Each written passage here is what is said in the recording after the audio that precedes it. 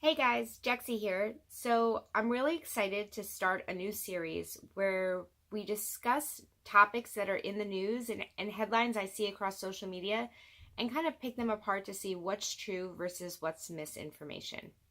A tweet that I saw early in the week had me thinking about the topic of just how dangerous is fentanyl to police officers when they do traffic stops. We've all heard stories about how police officers have overdosed after touching fentanyl, and now there's news articles out earlier this week that are now saying that you can't die from touching fentanyl. So what's the truth? So I thought we could go through the information together and do what we can to make sure that the information being shared on social media and with each other is as factual as it possibly can be.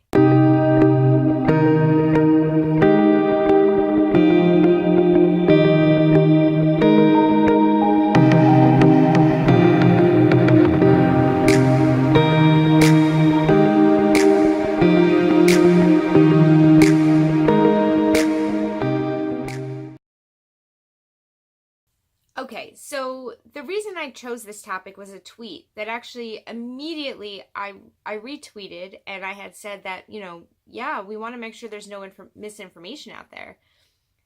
But after I retweeted it, I started reading some of the comments, and we're gonna go into all this, and it got me worried that maybe this isn't necessarily the correct information either. And so how do we make sure that what we're sharing is real accurate information? So the original tweet, which I'm going to put up here, is from the username. It's from Sarah Wakeman. And what it says is not true that fentanyl can cause harm through passive exposure. Unfortunately, media continues to hype myth. And then it links to a news article, which we'll go into later. So that particular tweet wasn't necessarily concerning to me because I 100% agreed. No matter what, we need to make sure that we're sharing correct information and not letting media headlines sway our perspective. But I noticed two replies to that tweet.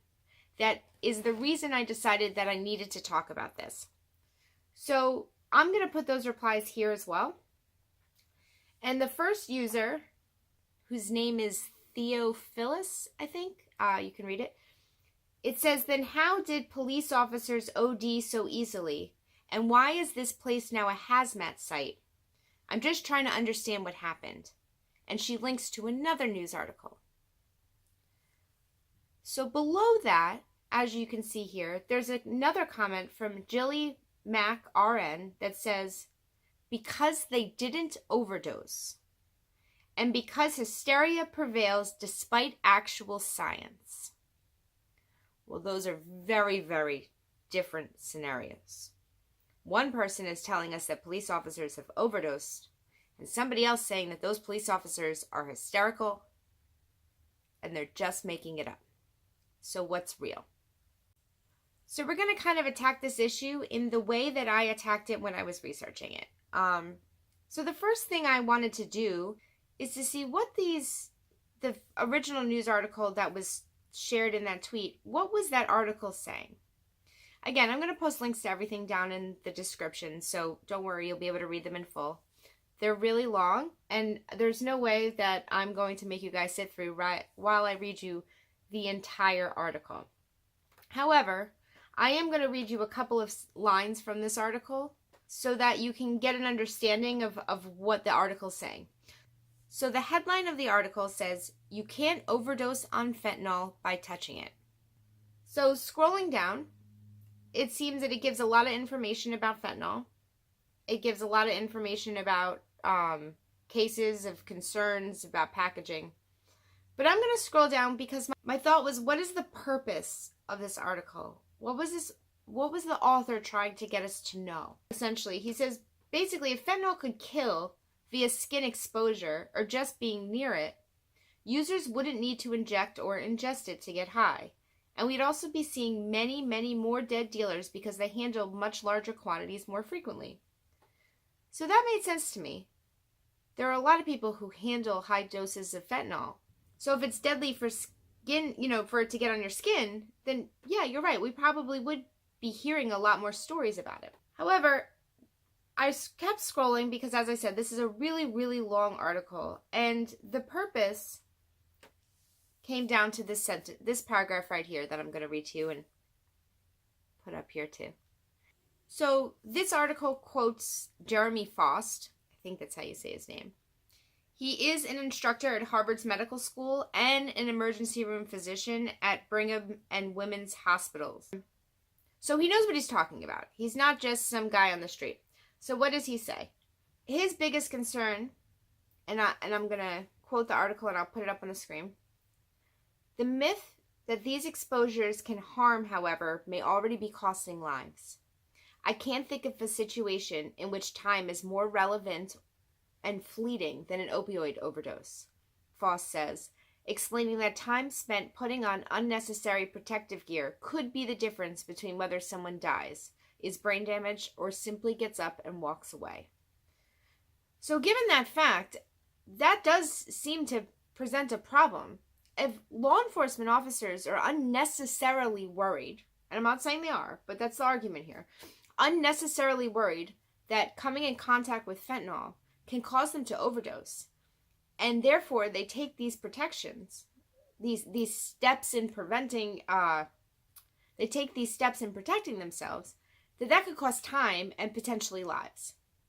So the next step in my research was seeing, have officers overdosed? I didn't need to prove that a whole lot of them did. We just need to show that it's happened to one, right? We just need to see, like, is this something that there's a realistic fear of? Or is it just hyped up talk for no reason? That didn't sound right to me from the beginning. Law enforcement officers aren't generally known for being overly dramatic. They generally aren't a group of people that we would categorize as being fearful. So the idea that law enforcement officers are not doing their jobs as well because they're this mass hysteria seemed a little off to me. So I wanted to first find out, has any officer overdosed from fentanyl due to a stop? And so I had done some digging and I found an article, and all of the, I'll link all of them, but all of the articles link to one article, which was an article posted by the AP, which is the Associated Press, and it was posted on May 16th, 2017. And I'll read it to you here. It's not very long. This is out of East Liverpool, Ohio, and it reads, police say an Ohio officer suffered an accidental overdose after a drug arrest when he touched powder on his shirt without realizing it was the powerful opioid fentanyl. He was treated with an overdose reversal drug after brushing off the powder with his hand and passing out on Friday in East Liverpool, roughly 85 miles southeast of Cleveland near the Pennsylvania line. Fentanyl can be absorbed through the skin, and a few specks can kill an adult. East Liverpool Police Captain Patrick Wright says the officer had followed protocol and wore gloves and a mask when searching a car during the drug arrest. But Wright says the officer later instinctively wiped his shirt when another officer noticed powder on it. Wright says the officer was fine by Sunday. Okay, so I have no reason not to believe the Associated Press. They're generally an accepted news source for accurate information. However, I decided that it would be a good idea to actually reach out to the East Liverpool, Ohio Police Department and ask them, did this officer have an overdose? I mean, simple enough. My surprise was that I reached out to them and they actually responded to me within, 20 minutes or so. So I'm going to read to you what I asked them. Because again, I'm not doing any super big investigative journalism here. I just wanted to find out, is there a reason for officers to be fearful of potentially overdosing? Is there a reason for officers to be fearful of potentially overdosing when they go on a call? I think that that's important for us to really examine. So I reached out, and again, I'm going to put I messaged them on Facebook. I'm going to put the messages up. And I wrote, good evening. I was interested in a reported incident with an officer in mid-May 2017. There's been a great deal of articles circulating social media stating that no officers have actually overdosed from touching fentanyl during a call. However, on May 17th, the Associated Press reported that an officer from your department did need to be treated with an overdose reversal drug. That was quoted from the article. I'm doing a story for my YouTube channel on accurate versus inaccurate, I meant to write information, regarding addiction and drug-related topics. Therefore, I was hoping to get confirmation from the actual department stating whether this officer did indeed suffer an overdose of fentanyl during this call, or whether it was later determined that he had a different issue at the time. Any information you can provide would be great, as I think it's super important to protect our officers and ensure that people know the facts and not simply get their stories from unverified sources on social media. Thanks so much for your time. Now, I know that that message makes it sound like I'm being biased. However, I did write it that way on purpose. If I'm asking for information to do a story on my YouTube channel, I don't want them assuming that I'm trying to paint them in a bad light. I wanted them to understand very clearly that I am not out to paint the officer in a bad light. I didn't want the police department to think that I was out to spread misinformation on this officer who may have potentially gone through something very traumatic.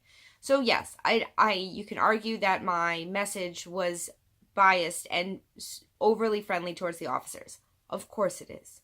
That's how you get information from people. And I knew I wasn't trying to make them out to look like the bad guys either, to be fair. So, as I said, very shortly after I sent that message, I think the timestamps are there. Put it up here also. I got a message back. Yes, it is true. We did have an officer accidentally come in contact with fentanyl and overdose, resulting in the use of Narcan at the emergency room. Now, we now know that at least one police officer did have experiences with overdosing while on a call. So now what do we think happened? I think based on the information provided, he did take his gloves and mask off after the call was over. It was after that he had interacted with the suspect that he had found that he had fentanyl on his shirt. Now, I'm going to show you in a little bit. The risk of getting in contact through your skin, that original article was right. There's tons of stats out there. If fentanyl touches your skin, probably nothing's going to happen. It's not absorbed that way for the most part. It's not saying it can never be absorbed that way, but for the most part, that's not how it works. However, if you got it on your fingers and you rubbed your eyes, that could cause a problem. Or, and here's what I imagine happened, he had it on his shirt. He no longer has gloves or a mask on. He looks down and is in a panic saying, it can be very dangerous to breathe in fentanyl powder. We don't know where on his shirt it was. I could have asked all these questions, but it's not really important. What's important to know is that he did have an overdose. If it's on his shirt, he's looking down, brushing it off. I'm not sure that it was absorbed through his hands, because I imagine this officer, knowing that he came in contact with fentanyl, having had gloves on at the beginning, would have immediately went and washed his hands. The chances of him touching his eyes with it on his hands is probably very slim. But he probably could have inhaled it. And another article that I'll link to stated that it was almost an hour after he took it that he started to have problems. So it's also possible that he didn't wash his hands and he ingested it. But the fact is, he did overdose. He ended up in the emergency room. He needed Narcan. So we know that this actually has happened. So the next thing that we have to discuss is the link between let's say there's a handful. Although we verified one, let's say there's more than that. Why is it that a few officers having this overdose issue caused such a panic? Well, is headlines to blame? Partially. I'd absolutely say that when you see sensational headlines of officers ODing when they're trying to save lives, yeah, that's terrifying. So I can understand them wanting to be more careful on calls. I'll also say, though, that officers taking a minute to put on gloves to help somebody who's overdosing, one, it doesn't really take that much time. And yeah, seconds matter. But they have the naloxone kits, and unless they have an auto injector, which are much more expensive and a lot of departments don't have them, what they would have is a kit, and it's usually a nasal spray. Some of those kits come with gloves. So part of getting it together is putting on the gloves. That's how they're trained to use it. They're trained to use it as put on the gloves first and then proceed. So it's not like it's this, they have to go rummaging through their trunk and look for gloves. The gloves are going to be with the kit. So maybe it takes an extra second, but think about how long it takes to put on a pair of gloves and do it. The other thing I'll say is I've seen tons of videos on YouTube that show officers rushing in and saving people's lives. So the reality of it is a lot of officers don't put on gloves immediately. They're worried about saving lives first, and then the thought for their own safety comes in. So I'm not sure that saying that having that fear there is going to keep them from helping people. I don't think that that's accurate. Now, why is that fear there? And how do we keep it from escalating if it's unnecessary? Well, what I did find is I found that in 2016, the DEA had put out a bulletin to all emergency management personnel stating the dangers of fentanyl, warning about coming in contact with it, telling them how dangerous it is. There was a level of fear to that bulletin that says, like, this is a problem and you need to protect yourselves.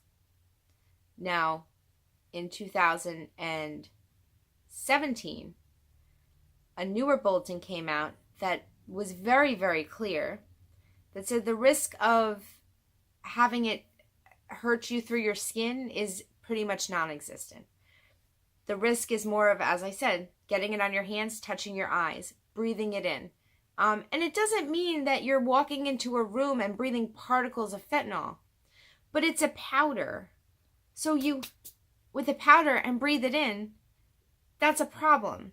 So they compared in the first article I read some quotes from you about, they talked about there's only one country that's weaponized an aerosol version of fentanyl. That's not what they're talking about with inhaling it. When they're talking about inhaling it, they're talking about the powder. It's powder. It's a fine mist. So if you take a bunch of powder and you throw it in the air and walk through it, you're going to inhale it. So they're not talking about some type of, fancy aerosoled version of fentanyl. They're talking about the powder being brushed in the air. You take down a suspect who's got fentanyl on his table, and the table gets knocked over and it's in the air. Is that dangerous? Yes. That is absolutely dangerous. Those officers may be in real trouble. That's not sensationalized. That's because fentanyl is dangerous. However, if an officer gets a little bit of fentanyl, gets a decent amount of fentanyl on his hands and washes his hands right away, he's probably not going to have a problem. But we need to be careful when we're giving real information. Yes, it is not so dangerous that everybody who touches fentanyl is going to overdose. But we also have to make sure that we're being real about the actual risks. We can't lessen the work that police officers are doing day to day helping overdose victims because we're saying it's not that dangerous to them when that's not true either. If we want real information out there, we have to make sure that we're being fair to both sides. I don't think that this is a one side or the other issue.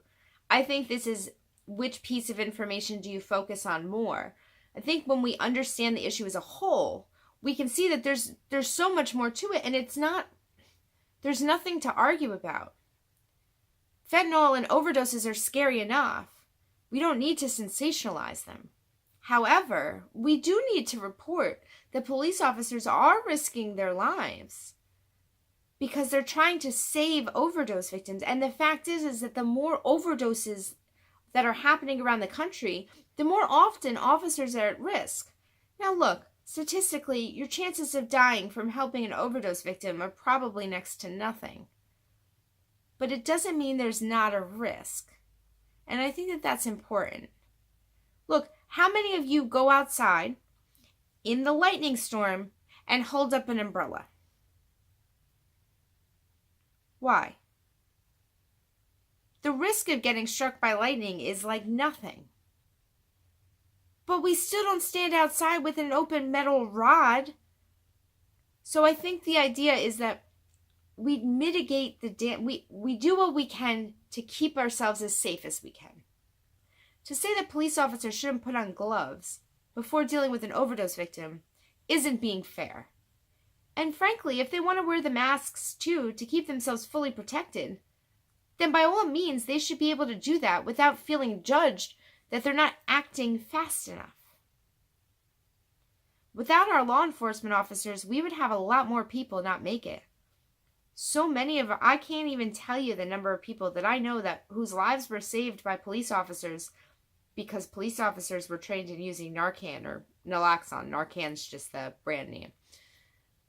If they didn't have that training, if they didn't carry those kits, I mean, the amount of lives that would be lost would be even greater than what we already have. So overall, I think it's really important as members of the recovery community that we do our best to share real information. We don't have to share one-sided information. And the tweet that I had retweeted did have some good information. But we're going to see stories from both sides. So there was an article posted yesterday, and I'll link it below, and I'll probably quote some of it here, where it says that we come in contact with fentanyl like a lot more often than we ever would have before. And it says, where a person might find themselves in contact with this type of drug, either fentanyl or heroin, is you get to your grocery cart, and you get to your grocery store, it says grocery cart. You go get your grocery cart, and there's your grocery cart, and there's a little cellophane wrapper in there. And you just go to get the trash out. So you reach in and you grab it and you throw it in the trash. What you didn't know is that inside that's how drugs are carried. So essentially what the article is saying, and I think this is actually a police officer is quoted here, is that what if somebody leaves some of their drugs in a shopping cart and somebody who doesn't know goes and grabs them out? They've now just been in contact with fentanyl. Okay. I can understand a little where people are saying about the sensationalism. First of all, just speak for myself, but I don't know any addict that's leaving a bag of heroin in their shopping cart. I just don't see that being a real problem for people. I have heard lots of stories about people's children getting their drugs from their homes, but I don't really see finding drugs in shopping carts as being like a massive problem. But he's right. You may come in contact with it more. And I think it's important. Look, we all know shopping carts are gross places anyway. I mean, I'm sure there's tons of articles out there that say like they're bacteria and gross. And that's why people have those little shopping cart covers for their babies. Don't touch the shopping cart and put your hands in your mouth. They have sanitary wipes like when you walk into most grocery stores because shopping carts are that gross. So instead of just assuming there's like feces or bacteria or viruses on the shopping cart handle, also assume that maybe there's fentanyl on it. Wipe it off. Don't lick it. You know, I mean, I understand what the officer's saying, and they were quoted while they were dealing with a mass overdose situation. So I'm sure emotions were high, and I'm not 100% sure what caused that overdose. So look, it's a scary time out there. And fentanyl kills. So let's do our part to lessen the fears that don't need to be had. But also to really recognize that there are fears to be had. If you come across a bag of fentanyl, heroin, pot, pills, anything, and it ain't yours, don't touch it. Just call the police. Because I'll tell you what, if you picked up a bag and then the policeman came and saw you do that, guess who's getting arrested for drug possession? So there's no reason to pick it up. And look, for this guy's sake, if there is a bag of a white powdery substance in cellophane sitting in your shopping cart, I don't know. Get another shopping cart. Tell somebody about it. Let's take these issues seriously.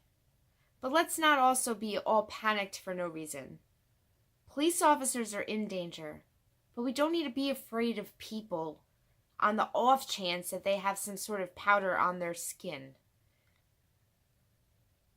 So, I really, really hope you guys liked this kind of video. If you did, like, give a thumbs up, like, let me know in the comments. I'm hoping to do more of these as like a series.